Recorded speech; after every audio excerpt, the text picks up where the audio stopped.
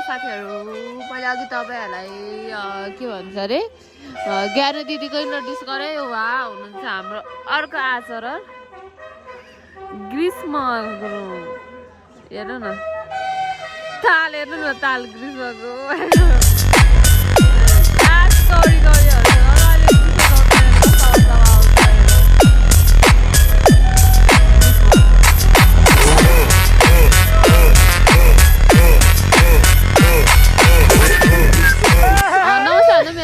नयाँ च्यानल अब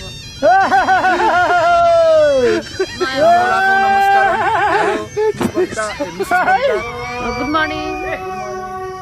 क्या हो